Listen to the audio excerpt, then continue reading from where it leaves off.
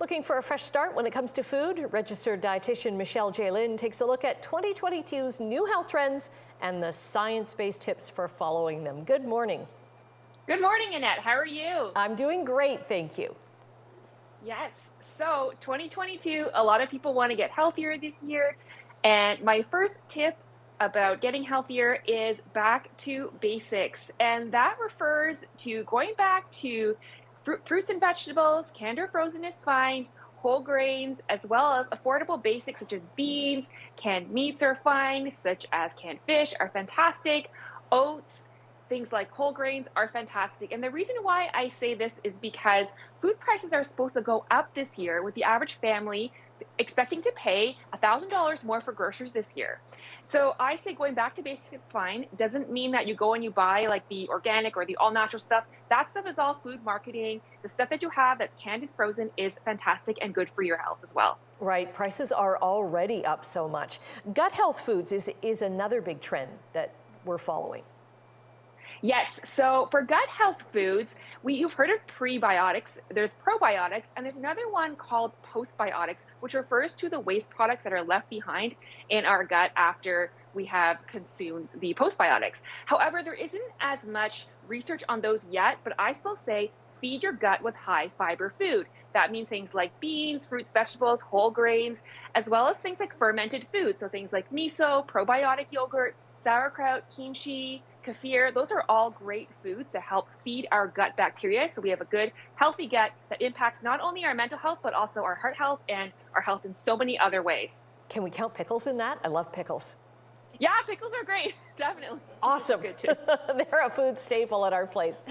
Now, Awesome. a lot of people are trying dry Januaries, and you've got lots of great tips for boozeless cocktails. Yes. So what started off as just a trend to see how long someone can go without drinking alcohol turned out to be actually a trend that's here to stay.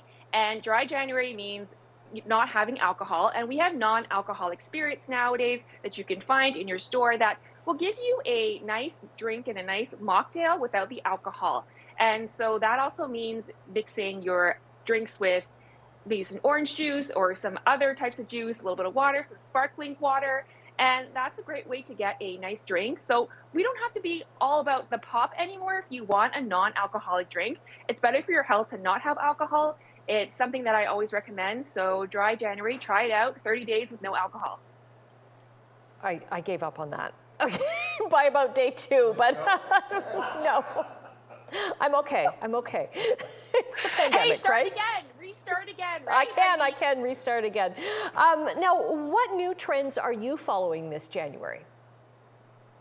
Well, there is one called Plant-Based 3.0, and that is looking at plant-based foods that are consumers have figured out that they are not just as plant-based doesn't necessarily mean healthy. So look for things on ingredients labels that have less ingredients on them, and make sure they meet requirements for nutrients like protein. For example, all these plant-based meats. That's what I'm looking at around this time of year. Right, because so many people think, oh, it's plant-based meat, it's much healthier, and then you see all the different ingredients that are in there. Sometimes it's even more calories than if you were eating meat. That's right. So you know what? Look at the food label. They are trying to make them now with less ingredients so that you have more whole plant-based foods instead of ones that have a lot of extra ingredients added to them. Okay. Anything else? Any other tips? I know lots of people are focused on calories, and that's not necessarily the best thing, right? Yeah, I always tell people to try to focus on getting enough protein and enough carbohydrate and fat at each meal and balance your plate. You know, make half your plate vegetables, make a quarter of it protein, and a quarter of it whole grains.